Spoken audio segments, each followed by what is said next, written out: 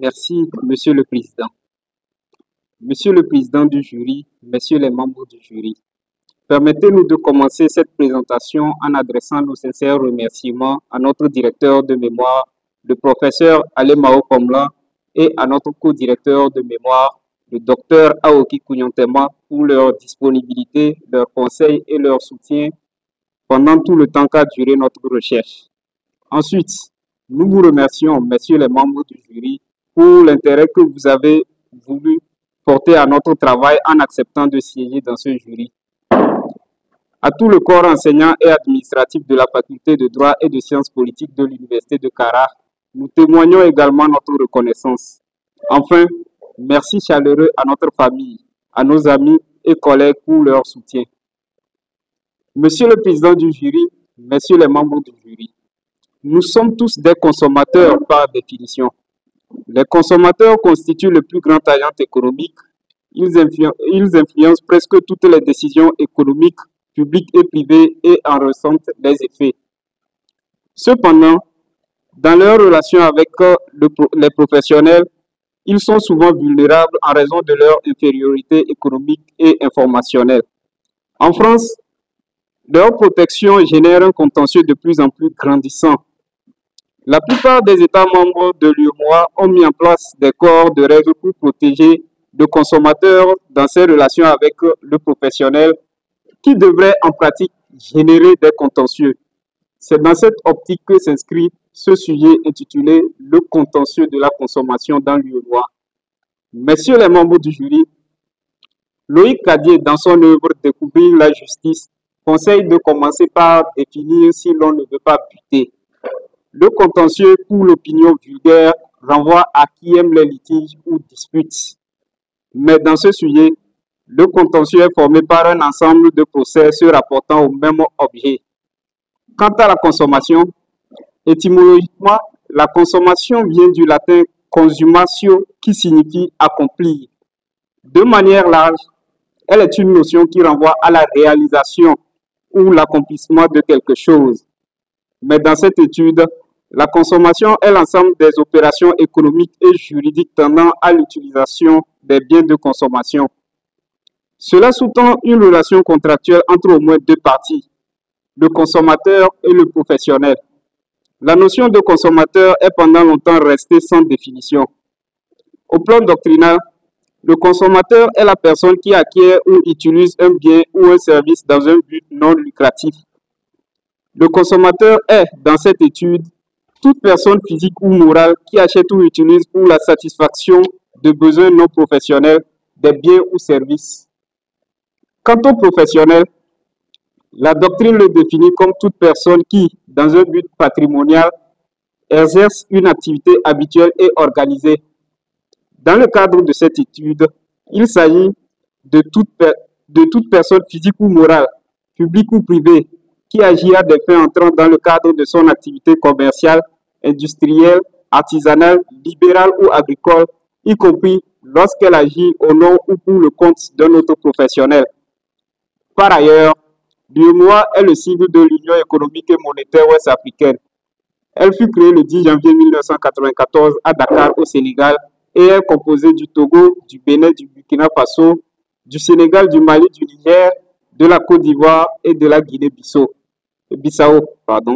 Messieurs les membres du jury, à la lumière de tout ce qui précède, ce sujet soulève clairement plusieurs interrogations sur la situation des consommateurs dans l'UEMOA. Tout d'abord, les législations en matière de consommation dans cette région sont-elles réellement accessibles aux consommateurs? En droit, il est un principe bien établi que nul n'est censé ignorer la loi. Pourtant, pour que cette règle produise ses effets, encore faut-il que la loi soit portée à la connaissance des justiciables de manière adéquate. Pour le doyen Carbonnier, ce principe est un mépris des réalités. Dès lors, l'ignorance généralisée de nombreux consommateurs dans l'UEMOA quant à leurs droits pourrait être l'une des causes de l'inertie qui caractérise le contentieux de la consommation dans cette zone. Ensuite, les législations relatives à la consommation dans les États, dans leur conception, sont-elles absolues? Malheureusement, Certaines omettent de traiter des clauses abusives, tandis que d'autres ne cadrent pas certaines pratiques commerciales problématiques.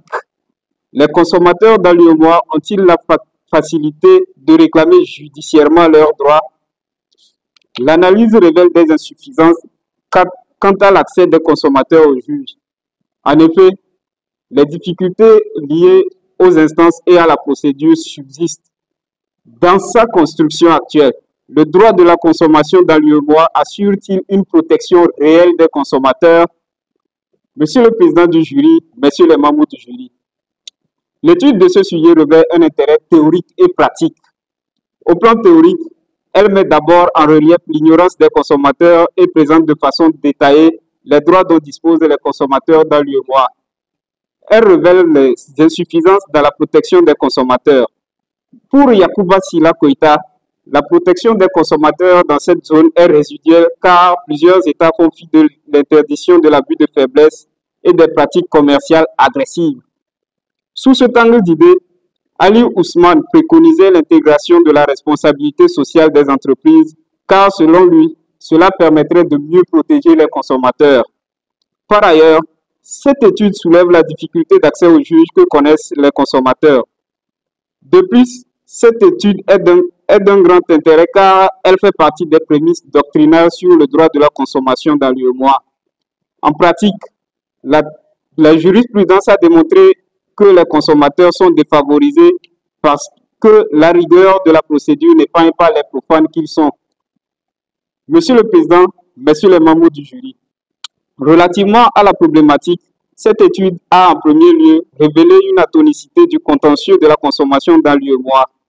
Cette atonicité s'explique d'abord par la difficulté d'ordre substantiel. À ce plan, il faut relever que très souvent les consommateurs ne font pas valoir leurs droits car ils les ignorent. Mais cela peut aussi s'expliquer par l'insuffisance dans cette zone de protection due à une absence d'harmonisation de cette protection et aux lacunes dans l'encadrement des procédés et des clauses abusives qu'accordent les États membres.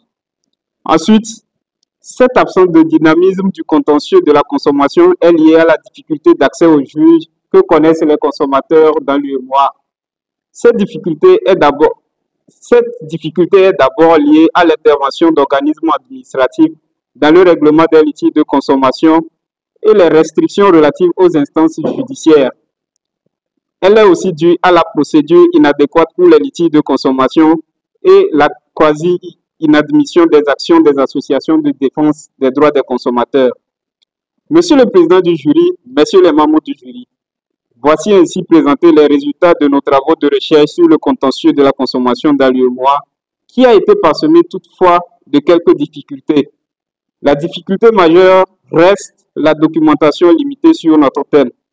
Nous ne prétendons nullement avoir fait un travail irréprochable, raison pour laquelle nous promettons de soigneusement prendre en compte toutes vos annotations et observations dans l'amélioration de notre travail s'il venait à être accepté. Merci de votre aimable attention. Moi, le master de deux jours sur le sujet le contentieux de la consommation dans le mois. Le jury vous a expliqué avec quelques observations. Donc, quelques corrections sont apportées. Pas de suite, le jury pense que le mémoire est bon et que la prestation est bonne. Le jury décide d'accepter votre mémoire en vous décernant la mention très bien. Je suis M. Bahamele Sohona. J'ai travaillé sur le contentieux de la consommation dans l'UEMOA. Le travail consistait à rechercher les causes de la tonicité du contentieux de la consommation dans l'UEMOA.